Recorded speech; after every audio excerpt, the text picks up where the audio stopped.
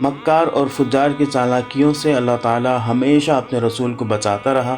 آپ صلی اللہ علیہ وسلم کو معصوم اور ثابت قدم ہی رکھا، خود ہی آپ کا ولی اور مددگار رہا، اپنی ہی حفاظت میں ہمیشہ آپ کو رکھا، آپ کی تائید اور مدد برابر کرتا رہا، آپ کے دین کو دنیا کے تمام دینوں پر غالب کر دیا، آپ کے مخالفین کے بلند ارادوں کو پست کر دیا، مشرق سے مغرب تک آپ کا کلمہ پھیلا دیا۔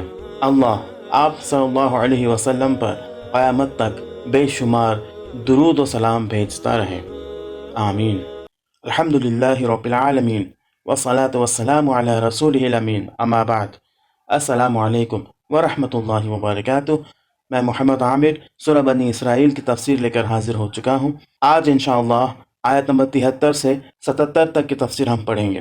آئیے ان آیتوں کی تلاوت سے آج کی تفسیر کا آغاز کرتے ہیں۔ وَإِن كَادُوا لَيَفْتِنُونَكَ عَنِ الَّذِي أَوْحَيْنَا إِلَيْكَ لِتَفْتَرِيَ عَلَيْنَا غَيْرَهُ وَإِذًا لَّاتَّخَذُوكَ خَلِيلًا وَلَوْلَا أَن ثَبَّتْنَاكَ لَقَدْ كِدتَّ تَرْكَنُ إِلَيْهِمْ شَيْئًا قَلِيلًا إِذًا لَّأَذَقْنَاكَ ضِعْفَ الْحَيَاةِ وَضِعْفَ الْمَمَاتِ ثم لا تجد لك علينا نصيرا وإن كادوا ليستفزونك من الأرض ليخرجوك منها وإذا لا يلبثون خلافك إلا قليلا سنة من قد أرسلنا قبلك من رسلنا ولا تجد لسنتنا تحويلا۔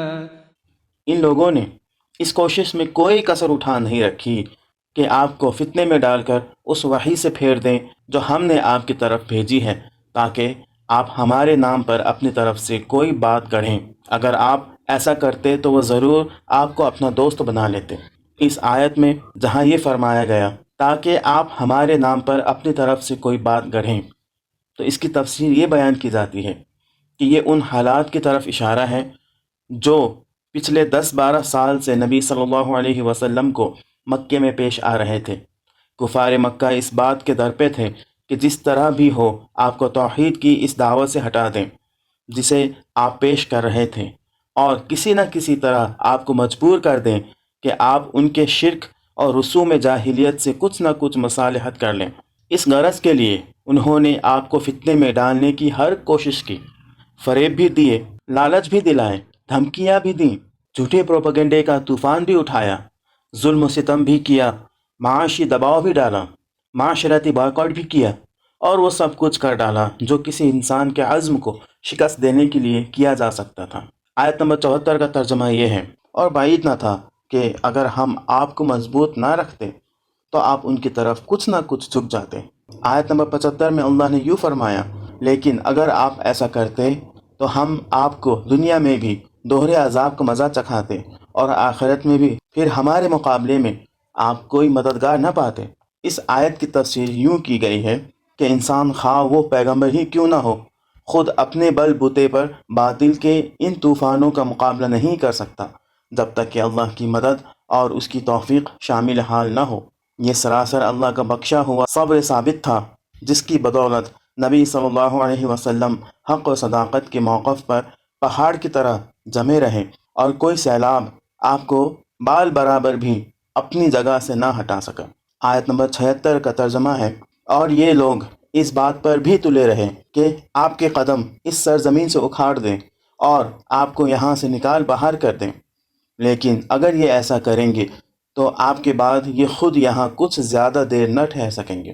اس آیت کی تفسیر اس طرح کی گئی ہے، یہ صریح پیشن گوئی ہے جو اس وقت تو صرف ایک دھمکی نظر آتی تھی، مگر 10-11 سال کے اندر ہی حرف بحرف سچی ثابت ہو گئی۔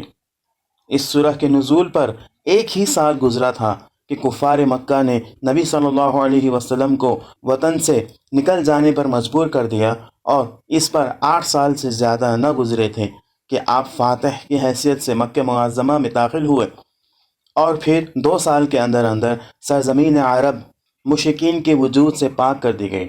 آیت نمبر 77 کا ترجمہ یہ ہے، یہ ہمارا مستقل طریقہ کار ہے جو ان سب رسولوں کے معاملے میں ہم نے برتا ہے جنہیں آپ سے پہلے ہم نے بھیجا تھا۔ اور ہمارے طریقہ کار میں آپ کوئی تغیر نہ پائیں گے۔ اس آیت کی تفسیر اس طرح کی گئی ہے، یعنی تمام انبیاء کے ساتھ اللہ کا یہ معاملہ رہا ہے کہ جس قوم نے ان کو قتل یا جلا وطن کیا، پھر وہ زیادہ دیر تک اپنی جگہ نہ ٹھہر سکی، پھر یا تو عذاب نے اس قوم کو ہلاک کیا، یا کسی دشمن قوم کو اس پر مسلط کیا گیا، یا خود اسی نبی کے پیرووں سے اس کو مغلوب کرا دیا گیا۔ آج کے لیے اتنا ہی۔ اللہ رب العزت سے دعا ہے کہ اللہ تعالی ہمیں ان آیتوں کو پڑھنے، سمجھنے اور ان پر عمل کرنے کی توفیق عطا فرمائے۔ آمین۔ وآخر دعوانا ان الحمد للہ رب العالمین۔ السلام علیکم ورحمۃ اللہ وبرکاتہ۔